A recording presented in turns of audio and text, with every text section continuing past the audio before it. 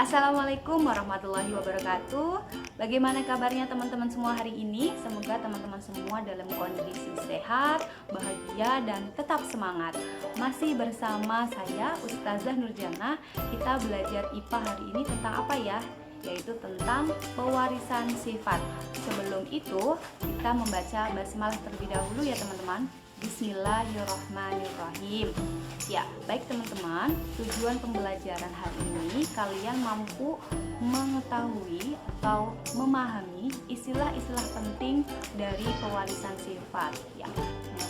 Ya, untuk penjelasan lebih detailnya kita akan pelajari hari ini. Yuk, langsung saja. Ya, kalau lihat dari sini, kamu mirip siapa ya? Oke, coba kamu amati secara fisik, kamu lebih mirip ayahmu atau ibumu. Nah, kalau secara fisik, warna kulit, misalnya kulit kamu putih atau coklat, kemudian bentuk rambutnya atau keriting lurus, kemudian bentuk mata kamu bulat atau sipit, kemudian bentuk hidung bisa mancung atau pesek, dan bentuk wajah dan yang lainnya. Nah, ciri fisik ini diwariskan dari orang tua kalian ya, melalui genetik. Apa itu genetik? Nah, pewarisan sifat atau hereditas ini merupakan penurunan sifat dari induk atau orang tua, yang dimaksud induk itu ya, kepada keturunannya, yaitu anak. Ilmu yang mempelajari tentang pewarisan sifat ini disebut dengan genetika. Nah, di sini dilihat teman-teman, diamati baik-baik, ada suatu gambar. Di sini ada sel manusia ya, atau nukleus namanya. Nah, di sini sifat-sifat suatu makhluk hidup itu diwariskan melalui sel kelamin jantan dan sel kelamin betina. Bagian sel yang bertanggung jawab terhadap penurunan sifat ini terdapat di bagian inti sel atau nukleus. Nah, di sini ada nukleus ya. Di sini ada inti sel.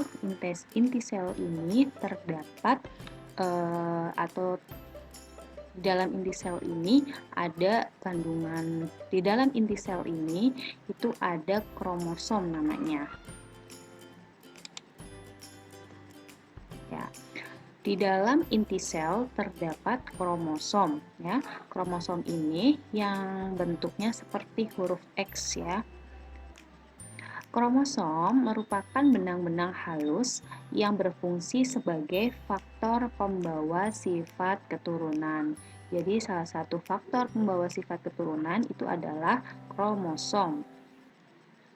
Nah, di dalam kromosom ini terdapat substansi pembawa sifat keturunan yang terdiri atas senyawa kimia yang disebut dengan gen. Jadi, di dalam kromosom itu ada gen ya. Nah, gen ini terdapat di dalam DNA ya. Jadi gen ini itu berfungsi sebagai penentu sifat-sifat suatu makhluk hidup. Nah, kalau dilihat dari gambar ini ada bentuk seperti rantai panjang. Ini berbentuk double helix ya. Double helix ini itu disebut dengan DNA. Apa itu DNA? DNA itu adalah deoksiribonukleat acid, di mana DNA ini merupakan rantai panjang seperti double helix ya. Gen ini itu berada pada unit DNA, artinya di dalam DNA itu ada gen, dan gen itu juga terkandung atau di dalamnya kromosom. Nah, kromosom ini di dalamnya inti sel atau nukleus. Jadi misalnya warna kulit kamu itu gen warna kulit kamu itu putih atau coklat, kemudian gen rambut kamu itu keriting atau lurus, itu terdapat di sini ya. Nah, kromosom dan gen inilah yang mengendalikan pewarisan sifat pada makhluk hidup. Kita akan membahas istilah dalam pewarisan sifat.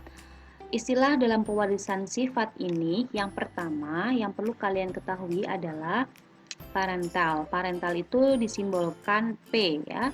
Artinya parental ini dengan kata parents, berarti orang tua atau induk ya. Kemudian yang kedua adalah filial. Filial itu disimbolkan F, artinya adalah keturunan atau generasi hasil dari persilangan. Nah, misalnya kalau keturunan ini, kalau di sini ada induk atau orang tua, berarti keturunannya adalah anak. Gitu. Nah, di sini F filial ada dua, F1 dan F2. F1 itu adalah keturunan atau generasi pertama. Kemudian F2 keturunan atau generasi yang kedua. Berarti contohnya kalau generasi yang pertama adalah anak, yang kedua berarti cucu misalnya ya. Selanjutnya yaitu gamet. Gamet ini disimbolkan G ya. Apa itu gamet? Sel reproduksi organisme atau sel kelamin yang sering kita kenal ya. Di sini gamet jantan itu dari sperma, gamet betina ya dari sel telur. Lambangnya kalian sudah ketahui ya, lambang dari sel kelamin laki-laki dan sel kelamin perempuan. Nah, di sini ada contoh supaya kalian lebih memahami. Contohnya misalnya di sini adalah parental dari sel kelamin perempuan. Kita silangkan dengan parental atau induk dari sel kelamin laki-laki ya. Kita silangkan akan menghasilkan F1. F1 itu berarti keturunan yang pertama. Nah, jika F1 disilangkan dengan F1 yang lainnya akan menghasilkan F2.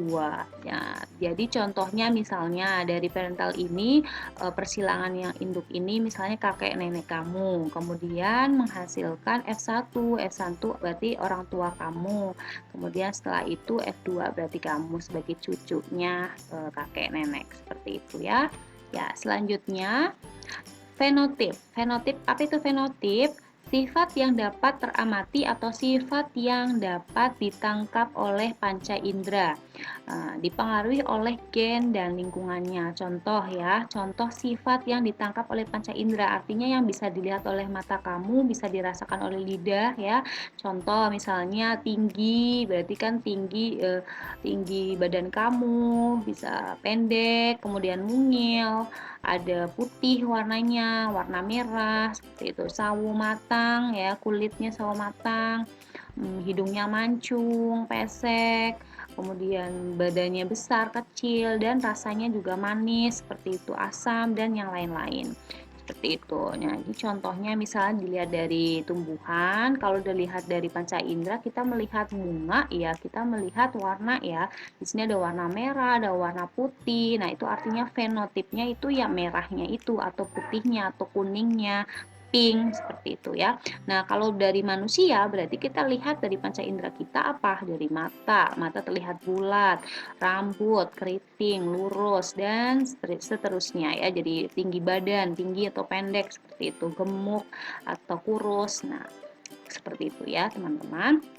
Kemudian untuk genotip, apa itu genotip?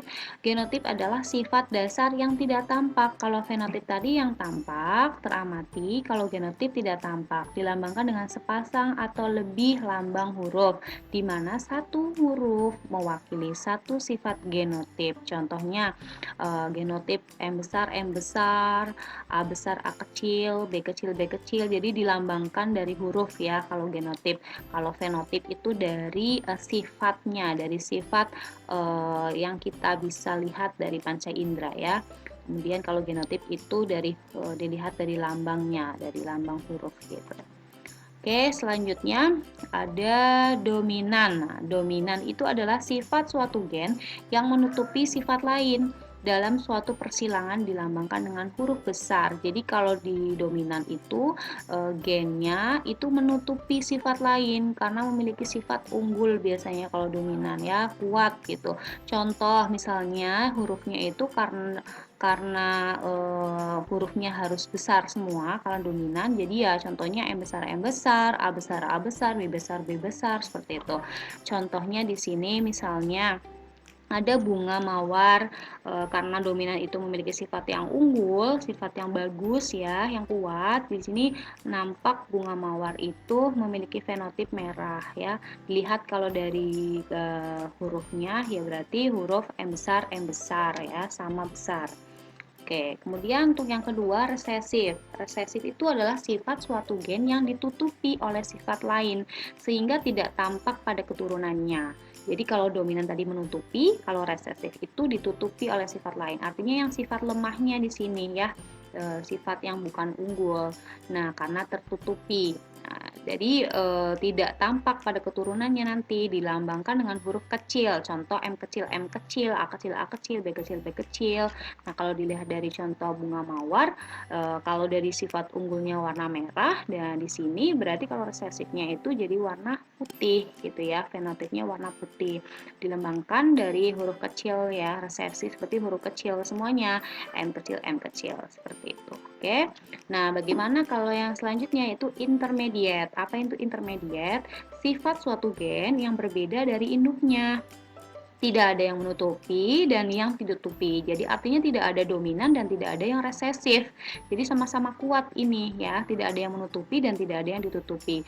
Nah, di mana hurufnya itu depannya besar dan belakangnya kecil gitu. Nah, oke, contohnya di sini karena berbeda dari induknya ya jelas kalau kita lihat dari bunga mawar merah tadi ya sifat yang unggul, kemudian resesifnya putih, intermediate ini berbeda warnanya ya, berbeda dari induknya. Jadi seperti eksperimen kalau warna merah kita campurkan dengan warna putih, jadi menjadi warna merah muda. Jadi ada warna baru di sini ya. Berbeda dari warna induknya seperti itu. Oke. Nah, kenapa? Jadi karena warna merah ini, warna merah huruf M besar tidak bersifat dominan penuh terhadap warna putih M kecil. Jadi nanti kita akan bahas tentang intermediate supaya kalian lebih paham ya. Kita langsung ilustrasikan ke uji persilangan ya. Nah, nanti di next video. Next, kemudian ada alel. Apa itu alel? Alel adalah anggota dari pasangan gen yang mengatur bagian sifat yang sama.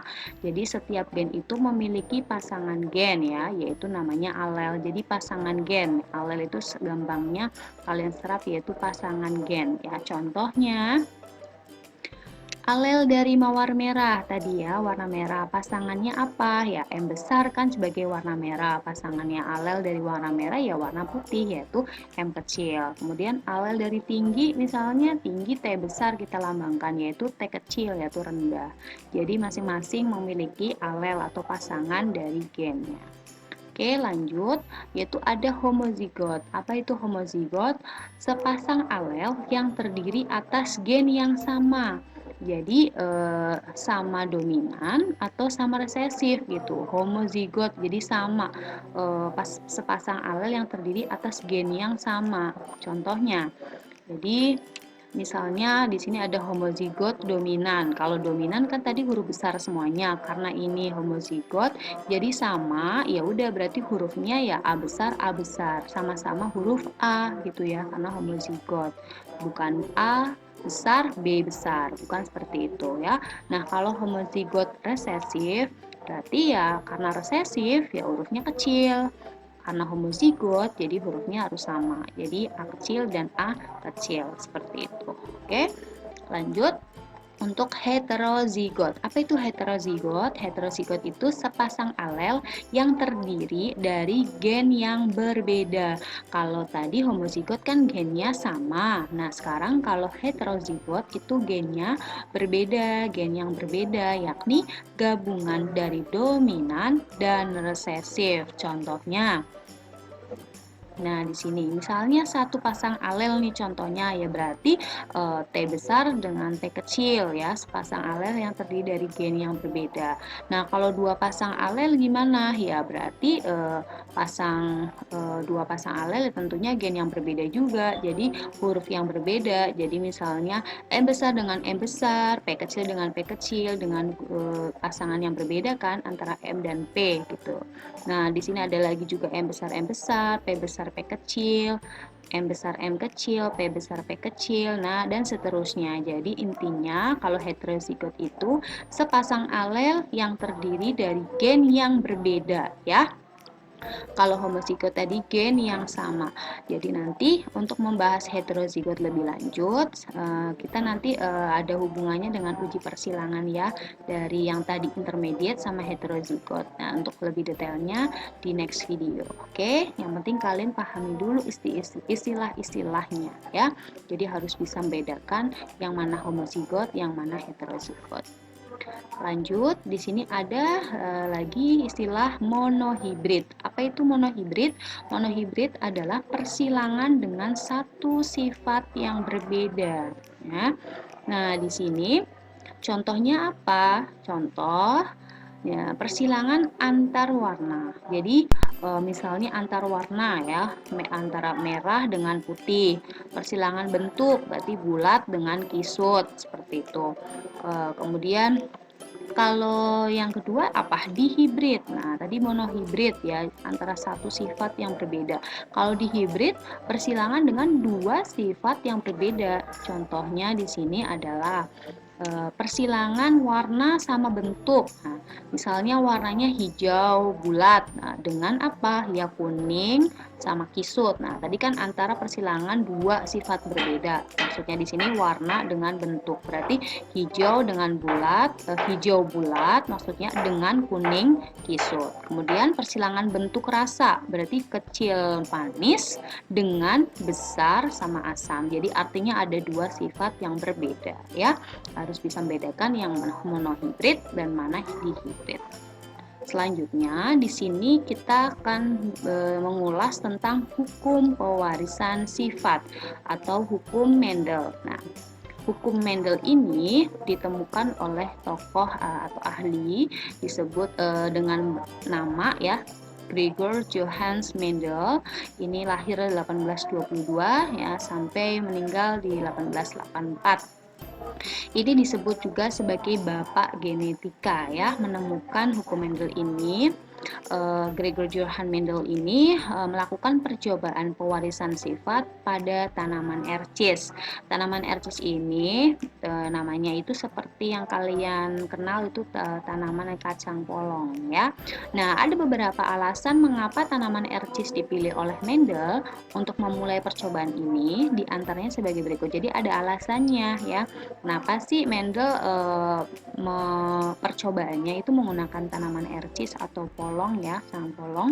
Yang pertama, karena tanaman ercis itu memiliki variasi yang cukup kontras. Di antaranya, warna bijinya bisa kuning dan hijau, kulit bijinya bisa kisut dan halus, bentuknya juga bentuk buahnya atau polongnya itu bisa halus dan bergelombang.